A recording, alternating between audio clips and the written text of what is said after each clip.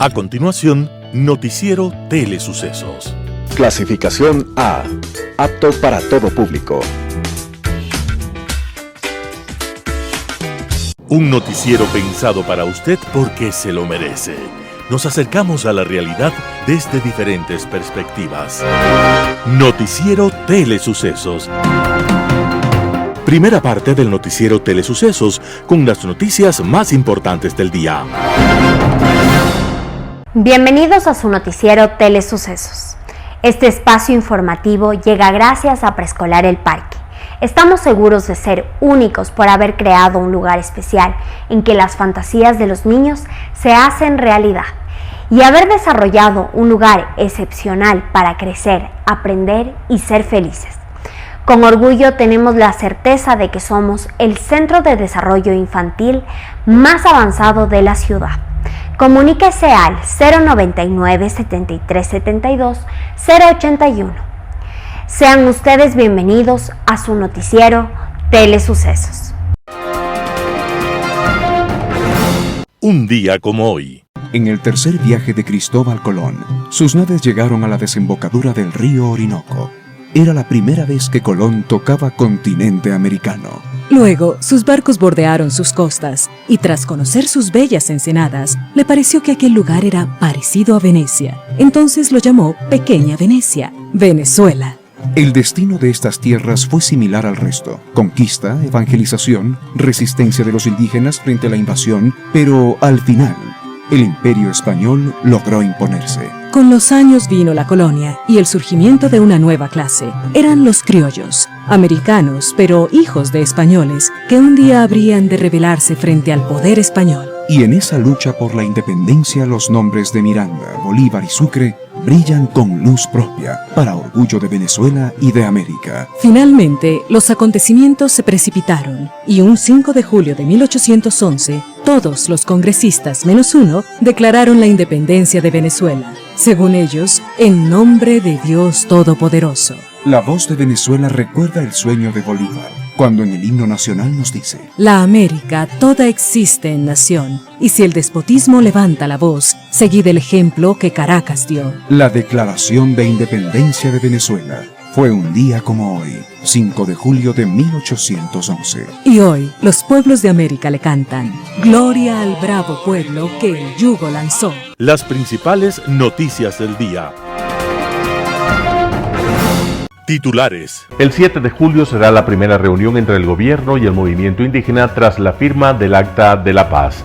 Más gasto público es una tarea ineludible para el gobierno después del paro. Se terminó el paro, pero los productores bananeros del oro continúan con sus medidas de hecho en contra del gobierno. Existen caras conocidas de los postulantes al Consejo de Participación. La contaminación subió en un 500% en 5 zonas de Quito. En novedades legales, el Servicio de Rentas Internas modifica las tarifas para la devolución del impuesto redimible a las botellas plásticas. En salud, el valor del diálogo para compartir desacuerdos. En política internacional, ministros salientes. Los editoriales serán de Simón Espinosa, El rayo que mata; Ramiro Ruiz, La industria de la corrupción y el negocio del paro; Roberto Aguilar, Derechos humanos, ¿quién los viola? Martín Pallares, el paro deja pérdidas por 1.000 millones. Noticias del día. El 7 de julio será la primera reunión entre el gobierno y el movimiento indígena tras la firma del Acta de la Paz. El próximo 7 de julio se realizará la primera reunión entre el gobierno y las organizaciones indígenas que suscribieron el Acta de la Paz y que dio fin a los 18 días de paro en el país. El Monseñor Luis Cabrera, presidente de la Conferencia Episcopal Ecuatoriana, anunció que la reunión se tiene previsto realizar el jueves con el objetivo de definir la metodología de trabajo respecto a los puntos acordados el pasado 30 de junio. Tanto el gobierno como las organizaciones indígenas y campesinas señalaron que es la Conferencia Episcopal, en su calidad de mediadora, debe convocar a la reunión para la instalación de la mesa técnica donde se definirá la agenda de trabajo. El Monseñor Cabrera señaló que en la primera reunión las partes definirán la metodología y la hoja de ruta de tal manera que en los 90 días acordados se aborden todos los temas expuestos en el acuerdo. El obispo pidió al gobierno y a las organizaciones indígenas y campesinas que las personas que inicien el diálogo lo terminen, pues sería un error grave que en el proceso las personas sean reemplazadas por otras.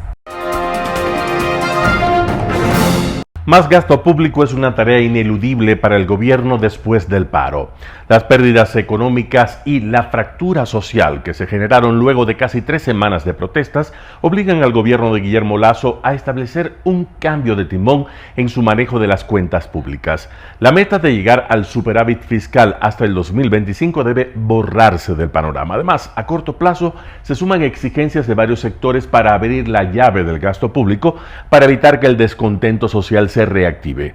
Osvaldo Landázuri, analista económico y empresario, dijo que el gobierno tiene que hacer una lectura correcta de lo que el Ecuador buscaba cuando lo eligió. Se quería dejar atrás el pasado, pero eso no significa implementar un modelo que la mayoría no quería. Ese modelo se ha basado en acuerdos comerciales y, por otro lado, equilibrio fiscal. Eso es lo único que se le propuso al país, argumentó. Según Landázuri, Lasso y su administración se dejaron llevar por una ansia de arreglar el déficit fiscal de manera rápida, pero eso tiene riesgos cuando el Estado se empieza a ausentar en temas importantes como salud y obra pública. Se terminó el paro, pero los productores bananeros de El Oro continúan con sus medidas de hecho en contra del gobierno. Los 18 días de paro nacional, que incluyó el bloqueo de vías en diferentes provincias, culminaron el jueves 30 de junio con la firma de un acuerdo entre dirigentes del movimiento indígena y el gobierno. No obstante, Segundo Solano, presidente de la Asociación de Bananeros de El Oro y vicepresidente de la Federación Nacional de Bananeros del Ecuador, aseguró el sábado pasado que pese a que se decidió abrir las vías y el paro nacional haya terminado, las medidas de hecho del sector bananero continúan en El Oro y esta semana se conocerán detalles sobre nuevas acciones.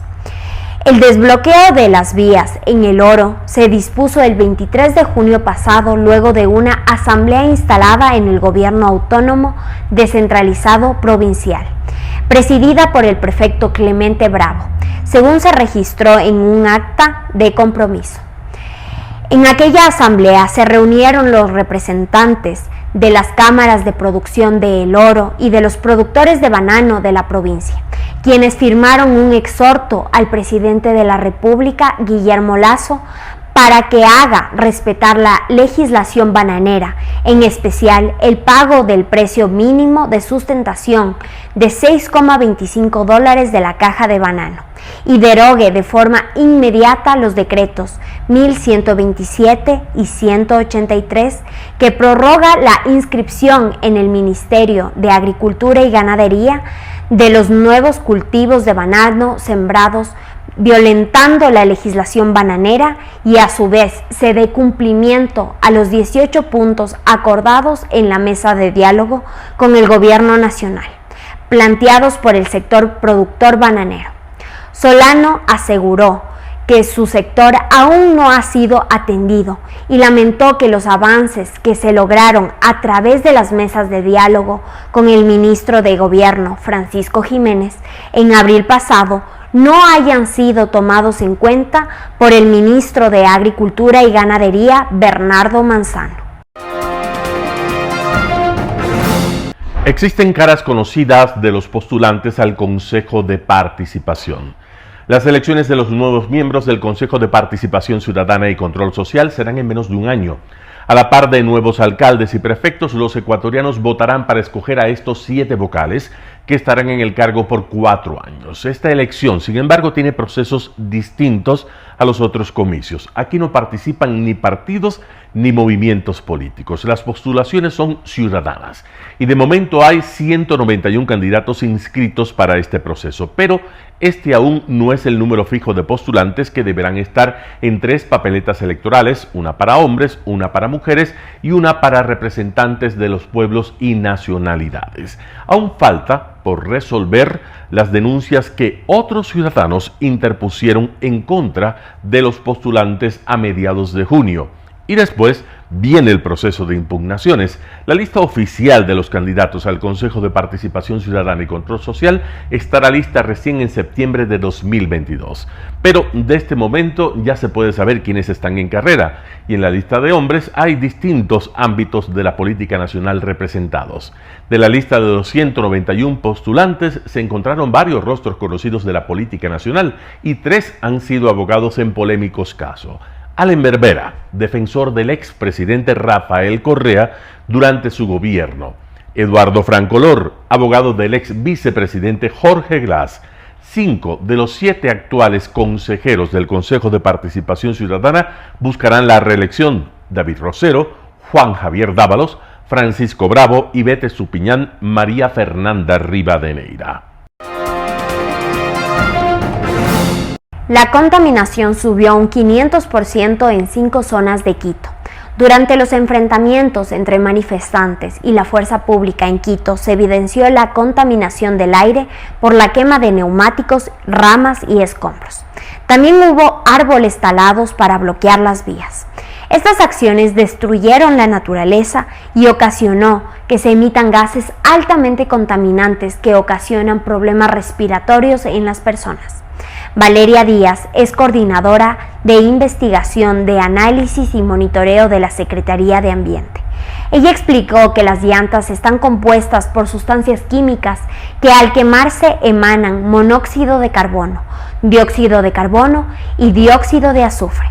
Son gases irritantes que actúan a nivel de los pulmones, las vías respiratorias y torrente sanguíneo. Según Díaz, la contaminación en los lugares considerados como zona conflictiva, como el Parque, El Ejido, San Miguel del Común, Plaza Indoamérica, Guamaní y Cumbayá, fueron puntos específicos donde se produjo hasta un 500% más de la contaminación ambiental si se lo compara con los días considerados como normales. La combustión de neumáticos también emana al aire metales pesados, es decir, contaminantes orgánicos permanentes que no van a desaparecer fácilmente y que también son irritantes para la salud de la población. En el momento que la persona absorbe estos gases, son tan irritantes que ocasiona que el sistema respiratorio sea propenso a que cualquier virus lo ataque, como por ejemplo el COVID-19, añadió Díaz. Novedades legales a cargo del estudio jurídico Naranjo Martínez. Novedades legales. El sistema de rentas internas modifica las tarifas para la devolución del impuesto redimible a las botellas plásticas. Mediante resolución número NAC-DGRC GC 22-000030, el Servicio de Rentas Internas modifica la resolución que establece el valor de conversión a ser utilizado para las devoluciones del impuesto redimible a las botellas plásticas no retornables y RBP durante el semestre julio a diciembre del 2022. Resolución número NAC-DGRCGC 13-00860. La resolución establece que para el periodo de julio a diciembre del 2022, la tarifa por kilogramo de botellas plásticas PET debe ser de 30 centavos y el número de botellas plásticas PET por kilogramo ser de 15. La resolución es aplicable desde el 1 de julio del 2022. Un panorama de noticias para su estatura intelectual.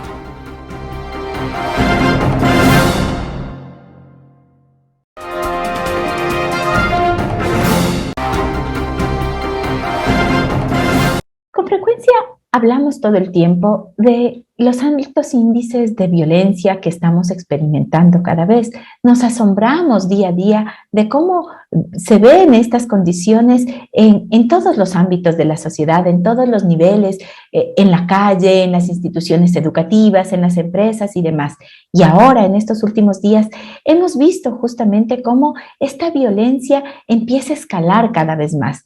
Y nos empezamos a cuestionar, empezamos a hablar de que es importante el desarrollar habilidades de diálogo, habilidades de comunicación, que la violencia no nos lleva, no conduce a nada, que todos los que están inmersos en ese tipo de situaciones son perdedores. Pero esto nos hace pensar en algo. ¿Cómo podemos llamar nuevamente al diálogo? ¿Cómo podemos usar el valor del diálogo para compartir los desacuerdos? Y es que es indiscutible. A menudo consideramos al diálogo como un valor, porque cuando este diálogo es auténtico, significa escucha, significa el uso de argumentos para expresar nuestras ideas, nuestros sentimientos, significa la aceptación del otro y el interés por los intereses que el otro tiene. En sociedades diversas como nuestra sociedad, con esta gran pluralidad de concepciones que tenemos sobre la vida, sobre el mundo y sobre todas estas ideas que se van dando, es importante que nosotros seamos capaces de hacer consensos, de compartir mínimos y de llegar a acuerdos para vivir, para convivir de una manera digna. Pero ese acuerdo no siempre es posible y el desacuerdo, en cambio, entonces se empieza a convertir en algo natural que a veces sí tiene una gran connotación negativa y es entonces en este momento donde tendríamos que empezar a pensar dónde radica ese valor del diálogo. Y es que indiscutiblemente, si nosotros hablamos de que queremos vivir en una sociedad plena de democracia, si queremos educar a nuestros hijos con democracia en valores, tenemos que reconocer que el diálogo es uno de esos fundamentos, de esos aspectos mínimos a tener en cuenta que hay que compartir y que hay que cultivar en la escuela, en la familia y en la sociedad. Y va a ser justamente en la sociedad donde se ejecuten estos diálogos y donde nuestros hijos sean capaces de ir mirando estas formas de comunicación y no llegando a estos índices de violencia que rayan en ciertos momentos ya en vandalismo y en desorden y en destrucción y en no respeto hacia los derechos de las demás personas. Decimos indiscutiblemente, el mundo en que vivimos es un mundo diverso, es un mundo cambiante y tiene una comprensión compleja. Por lo tanto, la diversidad propia de la sociedad va a enriquecernos para que podamos entender el mundo de una manera igualitaria, de una manera más legítima, pero esto es importante para ello es importante entonces que vayamos hablando de este diálogo como un aspecto de los valores, reconociendo esa diversidad. Cuando nosotros hablamos de estos aspectos, entonces tenemos que tener en cuenta que esta igualdad y esta libertad de la que podemos hablar, de estas sociedades diversas de las que hacemos referencia, es posible solamente si nosotros aceptamos las diferencias como un valor. Si aceptamos la idea de reconocer que el que cada uno pensemos diferente tiene el mismo valor y hay que respetar las mismas condiciones que quiero que yo reconozcan también en mis pensamientos. Una de esas prácticas entonces de aceptación es el formar el hábito de esta convivencia en esta diversidad, el aceptar el punto de vista del otro, pero el llegar a acuerdos. Los acuerdos no se consiguen por la fuerza, los acuerdos no se consiguen por la imposición, los acuerdos se consiguen a través del diálogo, se consiguen a través de ceder posiciones y a través de mirar en una dirección que es importante en función del bien, ¿verdad? Del país, de la sociedad, de la cultura, de la comunidad, de la familia, de la educación de nuestros hijos. Esa va a ser la forma de alguna manera de aprender a vivir y a convivir en estos desacuerdos que se van dando. No podemos llegar a los extremos.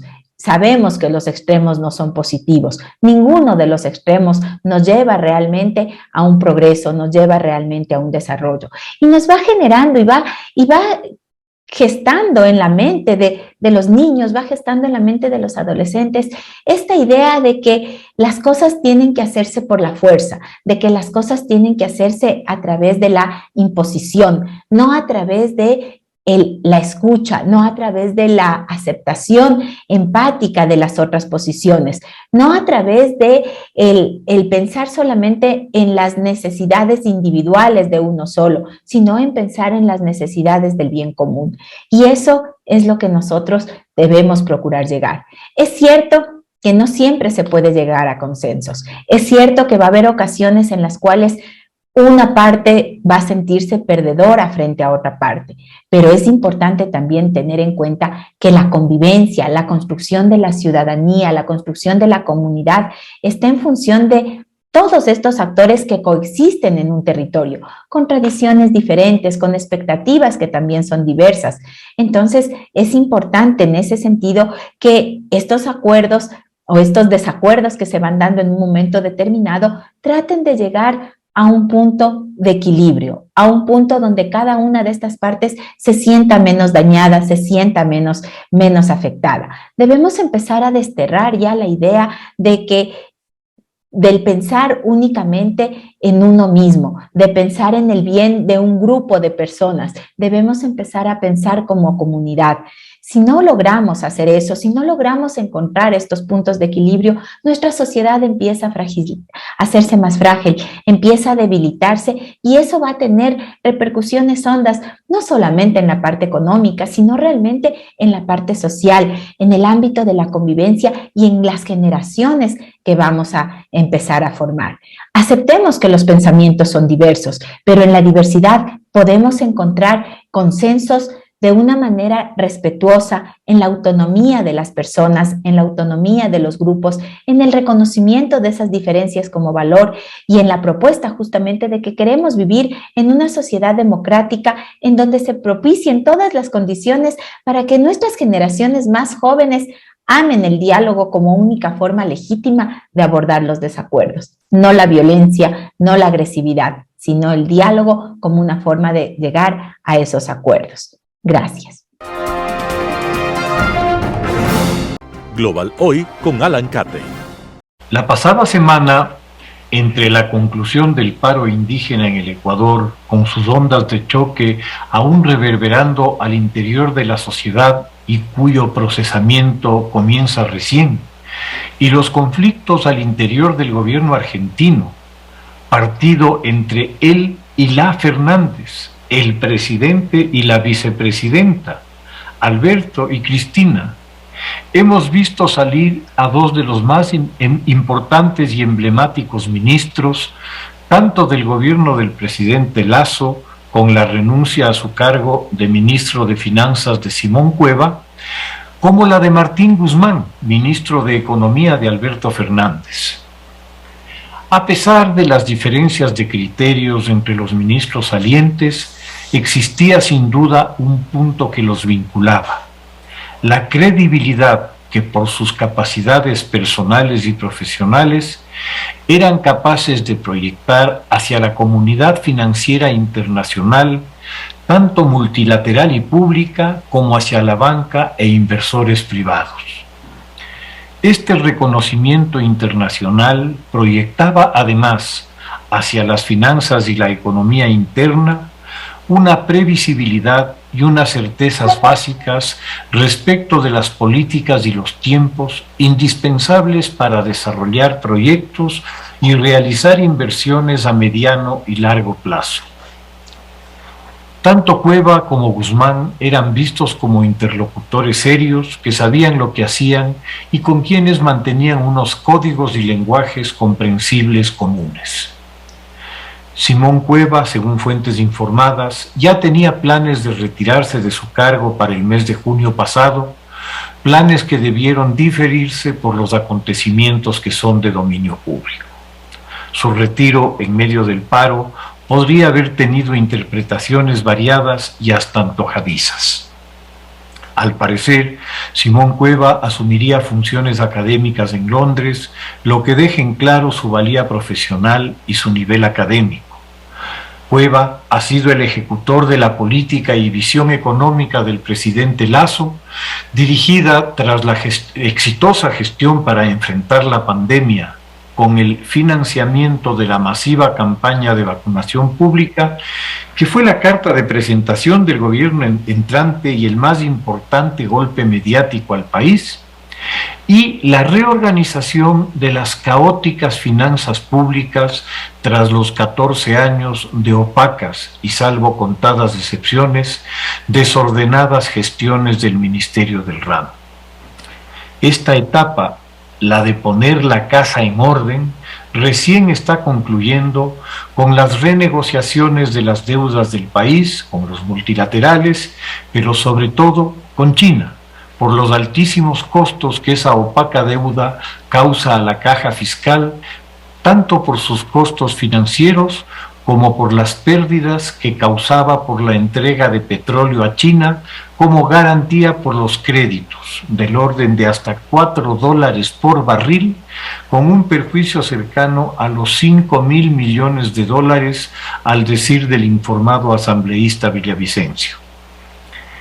El paso a la tercera etapa, la de la inversión en desarrollo y de inversión social, recién está iniciándose y no es realista esperar resultados de la noche a la mañana, mucho menos tras los impactos que el paro ha producido en la economía por las grandes pérdidas directas de producción y, aún más grave, por el frenazo a la incipiente recuperación económica post-pandemia y a los recelos y pérdida de confianza en los agentes económicos locales ante las dudas e incertidumbres que quedan flotando por posibles nuevas asonadas.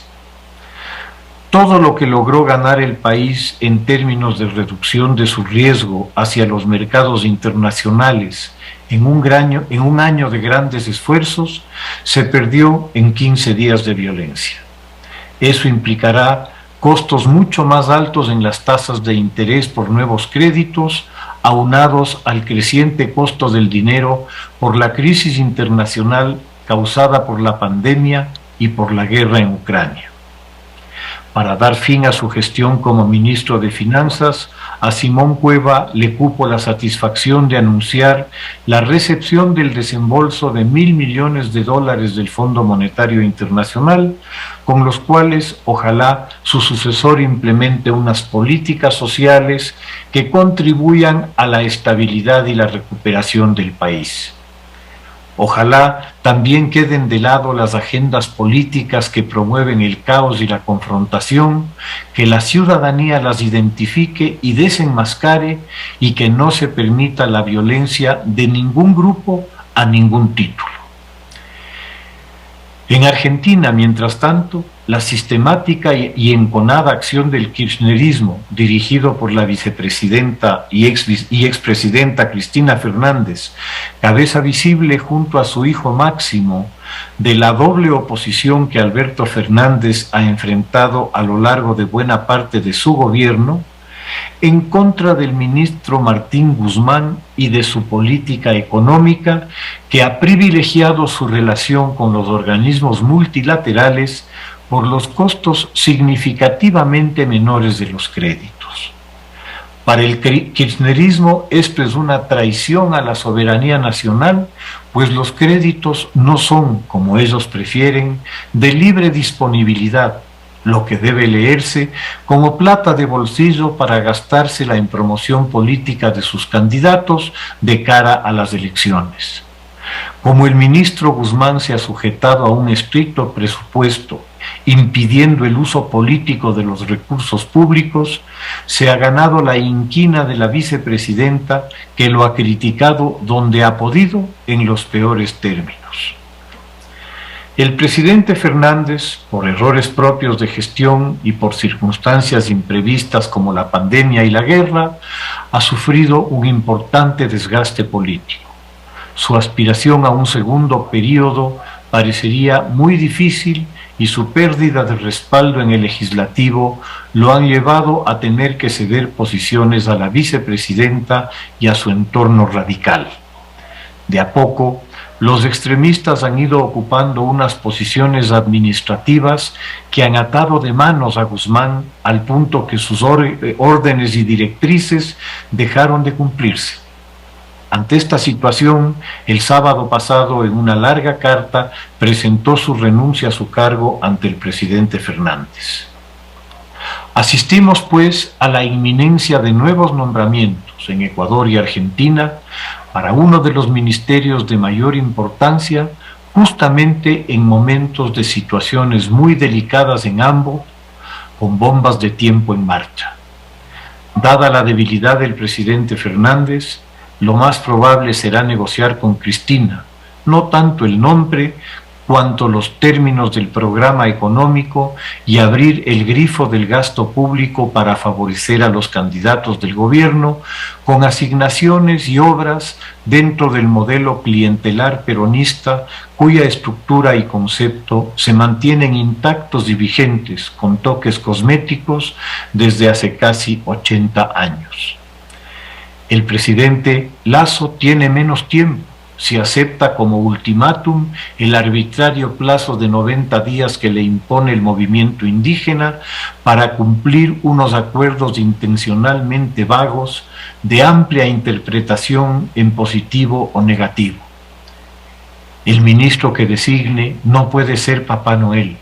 De entrada, deberá clarificar los acuerdos y documentar sus avances más allá de la simple buena fe.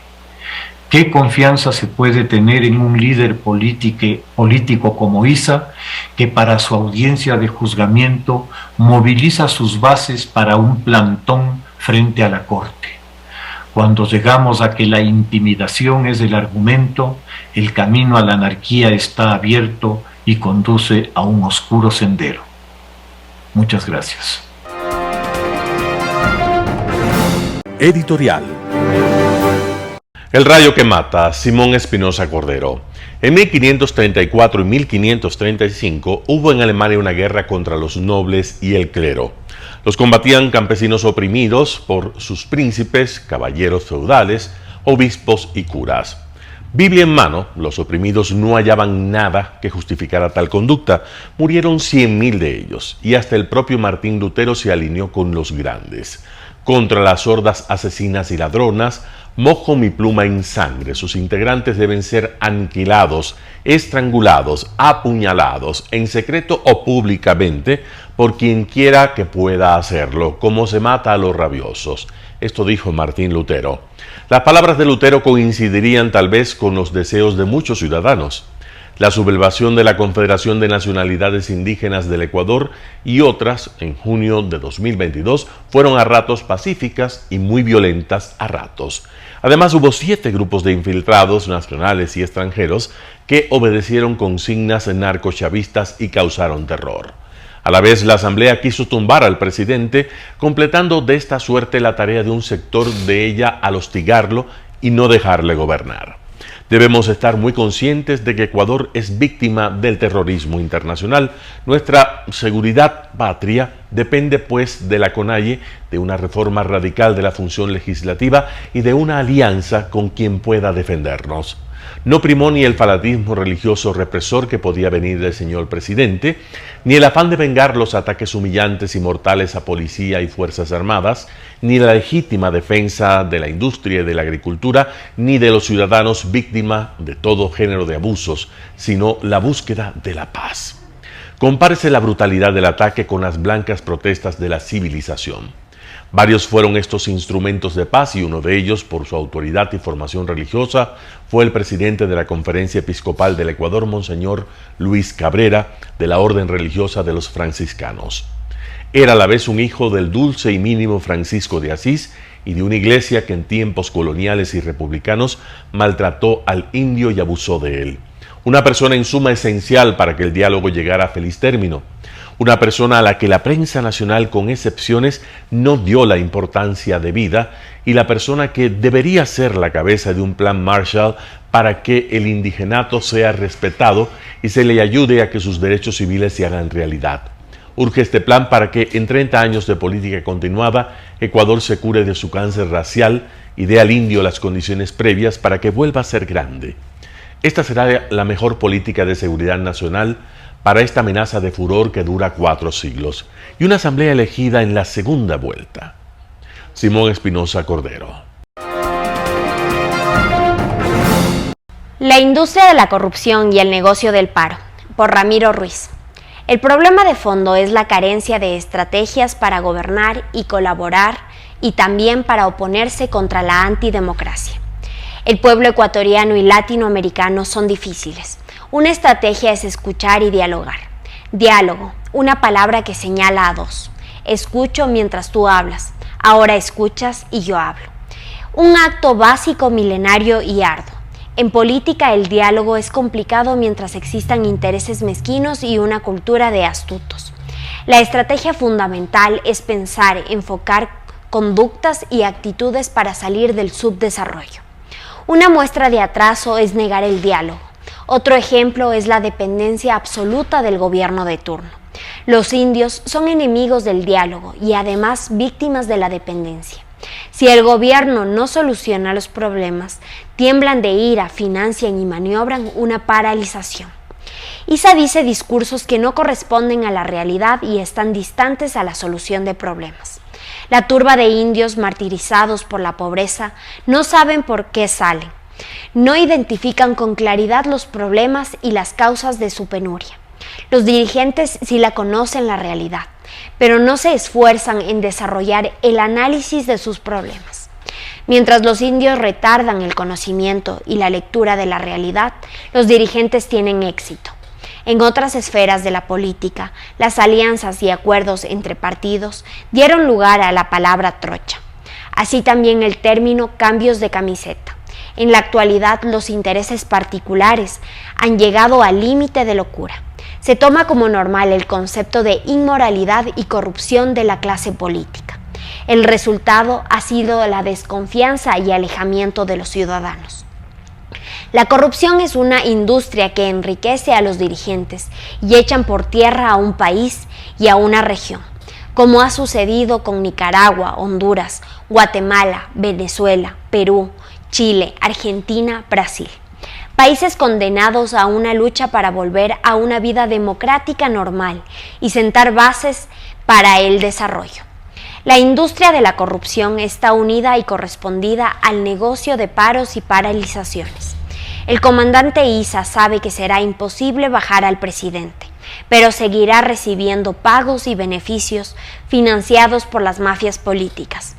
Con estas circunstancias es sorprendente la supervivencia de la democracia. El Ecuador está sometido a pruebas por los sectores de oposición y movimientos populistas que promueven la desestabilización, facilitan la legalidad de la corrupción y la impunidad. Los dirigentes de estos fragmentos también se han asociado en el negocio siniestro. El presidente ha invitado al diálogo. La respuesta ha sido la violencia y el saqueo. Levantó el estado de excepción en las provincias que estaban protegidas. La respuesta ha sido la radicalización de violencia en Quito y en las carreteras. La población tiene problemas por la provisión de alimentos y medicinas. Los enfermos en situaciones críticas están muriendo. En Ecuador no se puede trabajar. ¿Qué más métodos de violencia debemos soportar? El costo humano y económico es demasiado alto. ¿Por qué no es posible una concertación nacional para diseñar y ejecutar un plan Ecuador de desarrollo integral? ¿Es viable la derogación de la actual Constitución, como ha propuesto el doctor Simón Espinosa Cordero, y restablecer la del año 1998? Así terminará el modelo de ruina democrática, social y el saqueo. Los ciudadanos comunes y corrientes tenemos la sensación de que el país está extraviado, la impresión de que los políticos insisten en poner su firma en la crisis. Necesitamos un entendimiento y conciencia que somos ecuatorianos, vivimos en un mismo territorio, compartimos la misma historia y cultura diversa. Además, sufrimos los mismos problemas económicos y políticos, las mismas angustias de pobreza, la mala educación que defiende al retraso. Estamos llegando al fondo de la industria de la corrupción y el negocio del desastre. No lo podemos agradecer a Isa y su filosofía de desastre. Exigiremos inteligencia, justicia y rechazo a la impunidad. Ramiro Ruiz. Derechos humanos. ¿Quién los viola? Artículo de Roberto Aguilar publicado en Diario El Expreso. Ahora vendrán los informes de los organismos locales de derechos humanos, algunos de los cuales son funcionales al proyecto político de Leonidas Issa. De los organismos internacionales de derechos humanos, algunos de los cuales usan a los anteriores como principal referencia. De la Defensoría del Pueblo, algunos de cuyos funcionarios trabajan para complacer a todos ellos, de la Comisión de Derechos Humanos de la Asamblea, la mayoría de cuyos integrantes, aparte de iletrados, son conspiradores. Vendrán los informes y volverán a imponer la misma narrativa de octubre del 2019. Que la represión fue brutal, que el presidente y sus ministros tienen las manos manchadas de sangre, que se cometieron crímenes de lesa humanidad.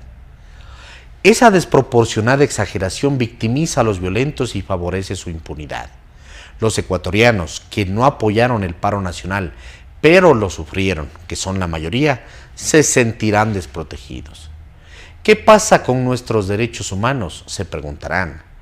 Y los organismos responderán que su trabajo no consiste en controlar la violencia de los manifestantes, sino en denunciar los abusos del Estado. ¿Es eso cierto?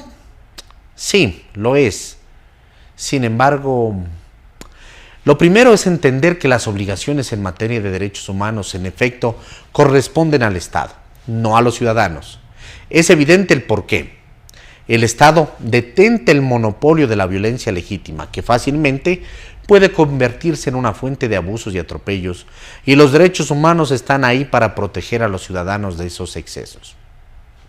Cuando un policía dispara sin motivo contra un manifestante, está violando sus derechos humanos. Cuando un manifestante dispara contra un policía, en cambio está violando la ley penal. No se puede pedir, por tanto, que las organizaciones de derechos humanos se hagan cargo del caso. Para eso está la Fiscalía. Aunque se haya convertido en un lugar común, no existe tal cosa como los derechos humanos de los policías, salvo que estos reciban tratos crueles en el cuartel. ¿Qué pasa cuando la violencia de las protestas se ceba no solo con la fuerza pública, sino con ciudadanos indefensos? En este paro nacional, miles de ecuatorianos fueron víctimas de saqueos, extorsiones y agresiones de todo tipo. Hubo enfermos que no pudieron recibir atención médica oportuna porque los manifestantes les bloquearon el paso. Pequeños productores forzados a echar el fruto de su trabajo a la basura. Trabajadores impedidos, a veces a palos, de ganarse el pan. Por no hablar de poblaciones enteras privadas de medicinas, alimentos, agua potable. ¿Acaso toda esa violencia ha de resultar indiferente para los organismos de derechos humanos? Así parecen creerlo muchos de ellos, por lo menos los más ruidosos. En sus denuncias, como por ejemplo las presentadas por los activistas que el correísmo llevó a la Asamblea al inicio de la sesión para tratar la destitución presidencial, la violencia de los manifestantes, incluso la más extrema y criminal, ha sido sistemáticamente omitida. No mencionan la actuación de grupos organizados de guerrilla urbana en la capital o de bandas armadas con lanzas y fusiles en la Amazonía, ni el intenso fuego de perdigones al que fue sometida la policía en los enfrentamientos callejeros, ni la destrucción sistemática de propiedad pública y privada, ni los efectos de los bloqueos en el bienestar de las personas. A organismos como INRED o aquellos pertenecientes a la Alianza de Organizaciones por los Derechos Humanos, les tuvo sin cuidado la existencia de una estrategia para desabastecer las ciudades y para intimidar a la población civil. Al contrario, invisibilizaron esos hechos, como si nunca hubieran ocurrido. Y como la violencia de los manifestantes no existe en sus informes y denuncias, es obvio que la violencia de los policías, por legítima que sea, siempre resultará excesiva. Porque vamos a ver, un policía lanza gas lacrimógeno a un grupo de estudiantes que conversa en una esquina. Eso es abuso de la fuerza. Un policía lanza gas lacrimógeno a un grupo de estudiantes que le tira piedras. Eso es uso legítimo de la fuerza. El problema con organismos de derechos humanos como los nombrados es que denuncian el gas, pero omiten las piedras. Eso los vuelve no solo poco confiables, sino profundamente sesgados. La frase uso excesivo de la fuerza, con la que califican la actuación policial en la mayoría de los casos, pierde todo contenido cuando no va acompañada de información suficiente que permite establecer en relación con qué esa fuerza es excesiva. Porque la violencia de la policía ha de ser proporcional a la amenaza. Pues bien, Estos organismos actúan como si no existiera amenaza en absoluto. ¿Hubo violaciones de los derechos humanos en el paro nacional? Sin duda, siempre las hay, desgraciadamente en este tipo de estallidos, y deben ser investigadas y castigadas. Pero cualquier pretensión de evaluar la acción de los policías sin considerar a los comandos armados y entrenados que tenían por delante es una deshonestidad grosera y una complicidad canalla. Peor aún, una invitación a la impunidad. Queda una pregunta adicional. ¿Existe alguna circunstancia en la cual las obligaciones en materias de derechos humanos correspondan no al Estado, sino a las organizaciones sociales? Sí, hay una. Cuando dichas organizaciones se atribuyen funciones paraestatales o directamente sustituyen al Estado. Ocurre claramente en el caso de las FARC, el reclutamiento de niños, los desplazamientos forzosos, las masacres, etc. Son violaciones a los derechos humanos en toda regla perpetradas por la guerrilla colombiana en las zonas desmilitarizadas. Porque no es necesario ser el Estado para violar los derechos humanos. Basta con pretender sustituirlo. ¿Y la CONAIE? ¿Es lícito hablar de violaciones de los derechos humanos perpetradas en el país por el movimiento indígena o por la dirigencia de este paro nacional y el anterior? Es público el hecho de que los dirigentes del paro se atribuyeron y ejercieron funciones exclusivas del Estado en las zonas bajo su control, del Estado o de un ejército de ocupación que para el caso es lo mismo. Extendieron salvoconductos para circular por las carreteras a cambio de una extorsión monetaria. Administraron un sistema de supuestos corredores humanitarios que abrían y cerraban a voluntad, en función de los intereses políticos de la dirigencia, para bloquear o desbloquear el paso de personas, alimentos o servicios médicos. Prohibieron el ingreso de la fuerza pública a los territorios que consideraban propios y que incluyen, para que el caos sea completo, zonas llamadas de paz, que establecieron por sí y ante sí en media capital de la República. El mismo Gary Espinosa, presidente de la FENOCIN, en una entrevista con Teleamazonas, se jactó del sistema de salvoconductos, aunque nada dijo de las extorsiones a las que había que someterse para merecerlos, como una demostración de lo que para él era un control pacífico del territorio. ¿Pacífico? Los bloqueos de carreteras tuvieron efectos devastadores. Según el Ministerio de Salud, 2 personas que eran trasladadas en ambulancias murieron por causa de ellos. Los organismos de derechos humanos ni siquiera las cuentan entre las víctimas del paro. Poblaciones enteras vieron conculcados algunos de sus derechos humanos más elementales: salud, alimentación, movilidad, agua, por la acción coordinada y estratégica de estructuras paraestatales que se atribuyeron la administración de los servicios públicos. Está claro que son delitos. ¿No son además violaciones flagrantes de los derechos humanos imputables a la CONAIE y sus aliados? Hay, por supuesto, organismos que serán incapaces de plantearse ese debate. La idea de que los dirigentes del paro puedan ser responsabilizados, no solo de delitos, sino de violaciones a los derechos humanos, dinamita el discurso de la criminalización de la protesta, detrás del cual se esconden los violentos, y vuelve impensable cualquier tipo de indulgencia frente a los delitos cometidos en el paro nacional. No se juega con los derechos humanos. Negociar la impunidad es dejar al país en la indefensión. Artículo de Roberto Aguilar, publicado en Diario El Expreso. El paro deja pérdidas por 1.000 millones. Martín Pallares, 4 pelagatos. Si el Ecuador recibió del Fondo Monetario Internacional un desembolso de $1.000 millones en junio, pues esa misma cantidad se perdió en los 18 días de paro.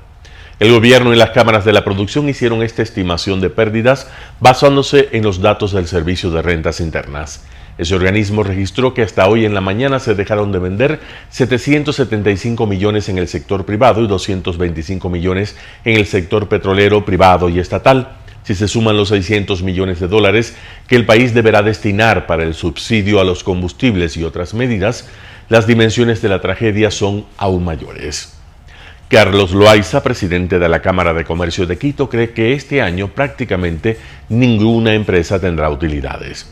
Su estimación es esta: si un año tiene 12 meses y la paralización fue de 18 días, las pérdidas por la inactividad económica y los daños son casi el 10%. Si se toma en cuenta que una empresa gana en promedio de un 8 o un 10% anual, este año no habrá utilidades. Eso para las empresas que tienen ese nivel de ganancias. Las que tienen menos quedarán debiendo.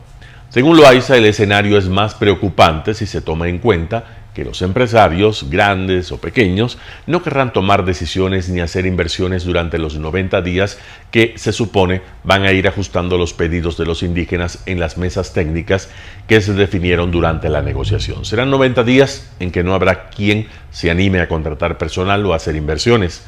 Un comerciante que se endeudó hace un mes para comprar un negocio frente al edificio de las cámaras contó que la Cámara, que tras 18 días en que no facturó prácticamente nada, se endeudará para liquidar al personal que contrató.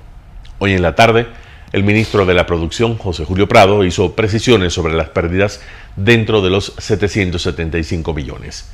El sector avícola perdió 30 millones, no llegaron a su destino cerca de 6 millones de aves, al igual que 90 millones de huevos que se perdieron. 30 toneladas de maíz no pudieron llegar a los sitios donde se crían las aves, ocasionando una incalculable mortandad. Esto significa que en las próximas semanas y meses habrá escasez de huevo y carne de pollo, lo que se traducirá en un aumento de los precios. En el sector florícola las pérdidas fueron de 34 millones y en la industria de la leche de 29 millones. 18 millones de litros de leche se desperdiciaron en acequias y quebradas. En total, según las cifras registradas por el Servicio de Rentas Internas, los sectores agrícola y ganadero dejaron de vender al menos 90 millones. En turismo se cancelaron el 80% de las reservas, esto representa unos 70 millones de dólares. Este sector resultó particularmente golpeado. En junio comienza la temporada alta y prácticamente todas las embajadas de los países de donde viene la mayoría de los turistas pusieron alertas para que sus ciudadanos no vengan al Ecuador. El negocio del turismo deberá esperar, con suerte, el año venidero. La industria, según el ministro Prado, perdió 45 millones de dólares. Los sectores más afectados fueron el farmacéutico, fertilizantes y semillas, y papel y cartón. El desabastecimiento hubiera sido mucho peor de no ser por la ayuda de Colombia y Brasil. Sus gobiernos prestaron aviones para hacer vuelos humanitarios, así como de las empresas LATAM y Aero Regional. En 43 vuelos se transportaron 93 toneladas de alimentos y de medicinas. En el sector petrolero aún no hay un balance definitivo. Una fuente del sector dijo a Cuatro Pelagatos que en los próximos días se podrá llegar a los campos y pozos y saber exactamente cuáles fueron las afectaciones. Habrá que ver cuánto hay que invertir para recuperar los pozos, cuyas bombas fueron apagadas súbitamente. Esto produce daños geológicos que necesitan muchos recursos para ser solucionados. Por lo pronto, Petroecuador tuvo que activar las cláusulas de fuerza mayor en las exportaciones de crudo oriente en el mercado internacional debido al descenso de la producción. Según el ministro Prado, estamos en medio de una crisis productiva muy grande. Martín Pallares, Cuatro Pelagatos.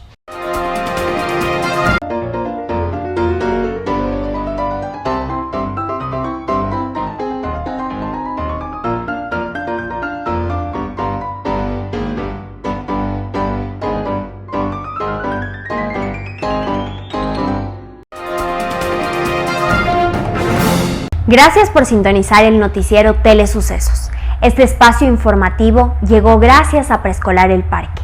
Estamos seguros de ser únicos por haber creado un lugar especial en que las fantasías de los niños se hacen realidad y haber desarrollado un lugar excepcional para crecer, aprender y ser felices. Con orgullo tenemos la certeza de que somos el centro de desarrollo infantil más avanzado de la ciudad. Comuníquese al 099 73 72 081. Síganos en nuestras redes sociales: Facebook Telesucesos Quito, Instagram @telesucesos_, Twitter @telesucesos29, YouTube Telesucesos HD y en nuestra página web www.telesucesos.net. Hasta mañana. Lo mejor de la mañana informando para usted. Noticiero Telesucesos.